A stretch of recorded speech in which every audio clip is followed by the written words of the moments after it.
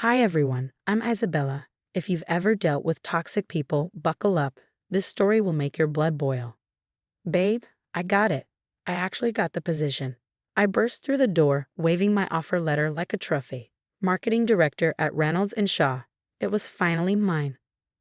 Jack, my husband of 5 years, looked up from his laptop, his boyish grin lighting up the room. Holy Isabella, that's incredible. He pulled me into a big hug, his excitement radiating warmth. We have to celebrate. This wasn't just a win for me, it was a milestone. I'd spent years supporting Jack's career at TechCore while building my own path. And now, at 29, I had landed my dream job. Bonus, it came with a bigger salary than his. How about a dinner party? Your sister's been asking about the job hunt. I already texted her. Sarah and Tom are coming Saturday. Ah, Sarah, Jack's sister, a top real estate agent with a flawless exterior and a knack for backhanded compliments. Navigating her interesting personality was a skill I'd reluctantly mastered over the years. Rachel's coming too, right? I asked, thinking of my best friend who worked in HR at Sarah's firm. If anyone could keep Sarah in check, it was Rachel. Absolutely, Jack said, smiling. This promotion deserves your bestie. Saturday arrived, a swirl of clinking wine glasses and forced smiles. Sarah sat across from me, her diamond bracelet catching the light as she swirled her wine. Marketing director, who would have thought? I mean, with your background. Her smile was polished, but her eyes were sharp.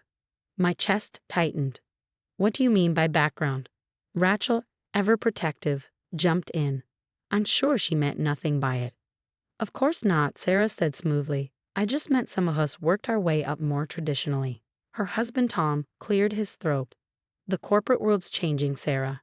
Traditional isn't always better. Obviously, darling, she said, her tone syrupy. I just hope Isabella can handle such a demanding position. Late nights, constant meetings. She shot a pointed look at Jack. It changes people. Jack shifted uncomfortably. Sarah, come on. Oh, remember that director I told you about, Jack? The one who left his wife last year. All those business trips. Her voice dripped with Fox concern.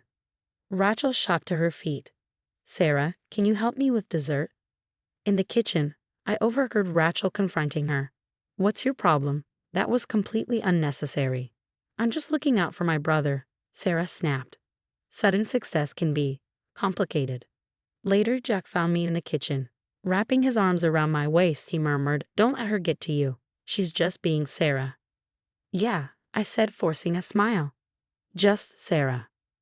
But something in my gut told me this wasn't over, and I was right. The first cracks appeared subtly.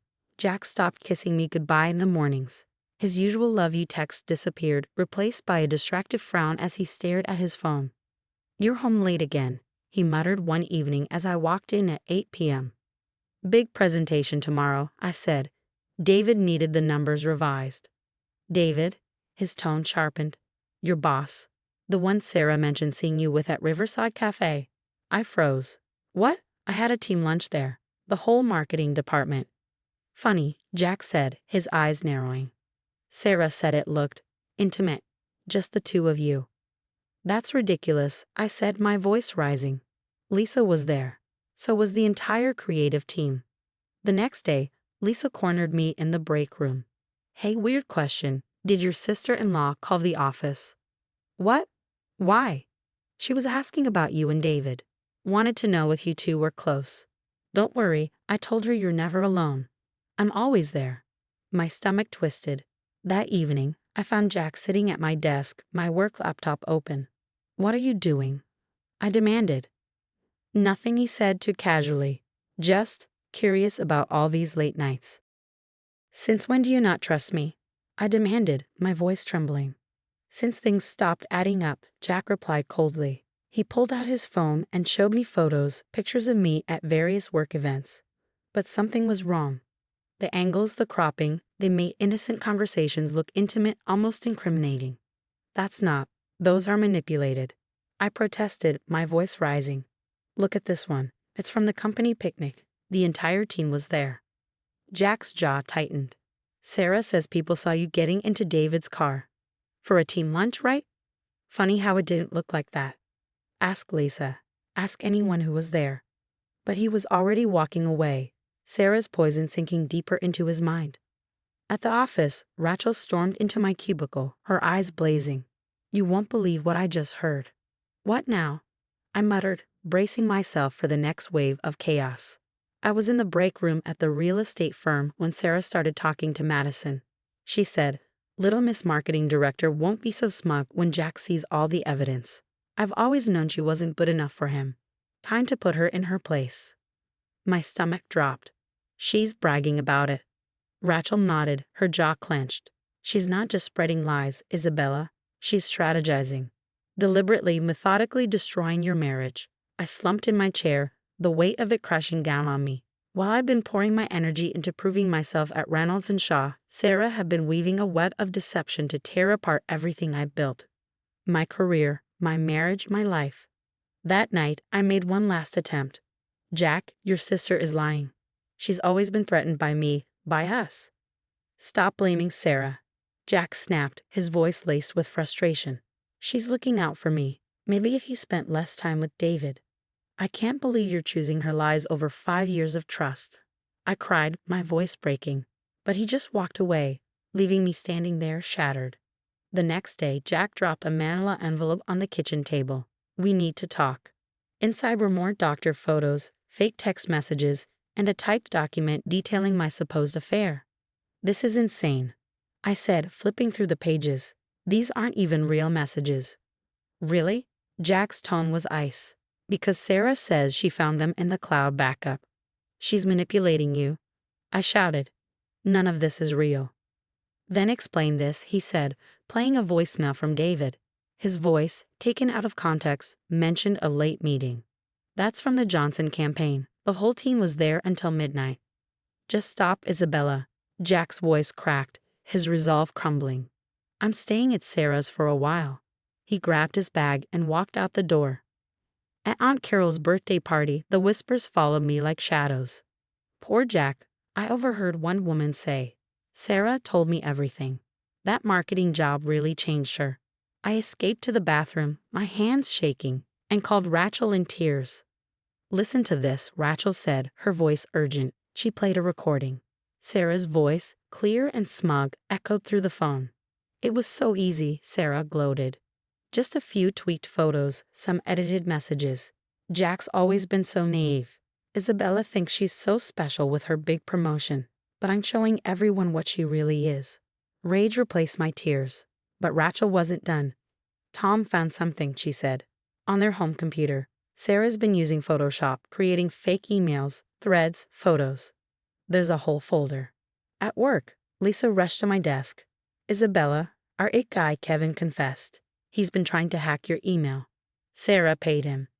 David called me into his office. "Isabella, we flagged unusual login attempts on your account. Also, Sarah's been calling our clients, asking about our meetings." My world was in pieces, but something shifted inside me.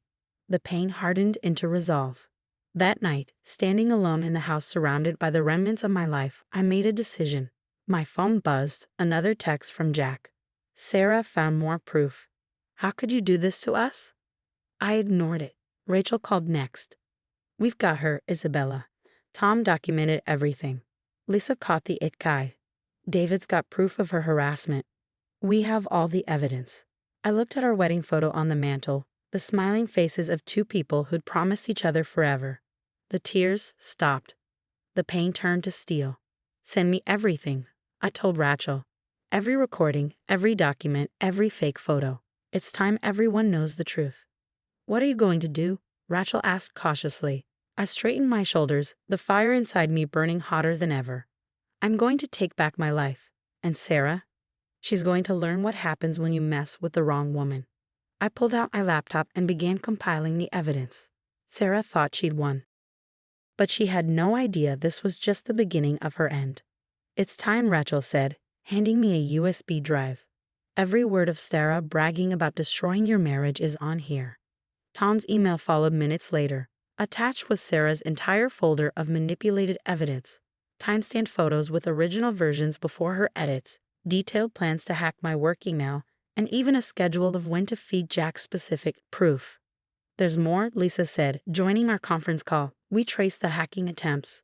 Kevin confessed everything. Sarah paid him $5,000 to break into your work email. Then came the bombshell from Tom. I'm filing for divorce. I can't stay married to someone this manipulative. I'm making everything public. Her vendetta, the fake evidence, all of it. The fallout was swift. Sarah's real estate firm called an emergency board meeting. Rachel texted me updates as it unfolded. They're reviewing everything, Rachel wrote.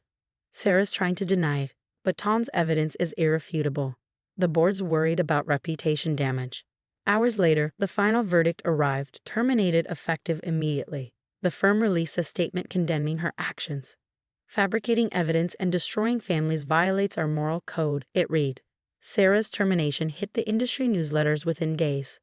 Major firms blacklisted her, unwilling to take on the liability of someone so toxic.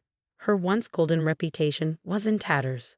Jack appeared at my door one rainy evening, looking broken. Isabella, he said softly, his voice cracking. I'm so sorry. I should have trusted you. You were right about Sarah. She manipulated me, and I fell for it. Please, I'll do anything to fix this. I stared at him, feeling nothing but the weight of betrayal. You're right, Jack. Sarah manipulated you, but you still chose to trust her lies over the love we built. There's nothing left to fix. As Sarah's carefully curated life fell apart, the calls began. Mutual friends and family, armed with the truth, confronted her. Job applications were rejected. Angry messages filled her voicemail. Then she called me, her voice trembling. Isabella, please, she begged. I'm losing everything. Can't you tell them it was a misunderstanding? I almost laughed. Like you told everyone my success came from sleeping with my boss? Karma's not so fun, is it, Sarah? I hung up, my heart steady. 6 months later, a for sale sign went up in front of Sarah and Tom's house. She couldn't afford it anymore. No reputable firm would touch her. Her social circle evaporated, leaving her with nothing but the wreckage of her own making. Meanwhile, I thrived. Reynolds and Shaw promoted me to executive marketing director after the Johnson campaign broke records. My divorce papers sat signed on my lawyer's desk, ready to close the final chapter of that part of my life. This wasn't just a victory, it was a rebirth. Sometimes, karma doesn't just knock, it kicks down the whole damn door. Now I have a question for you. What would you do if your spouse believed lies about you without giving you the chance to defend yourself? Would you forgive them once the truth came out, or would you, like I did, see their lack of trust as a revelation of their true character? Let me know your thoughts in the comments below.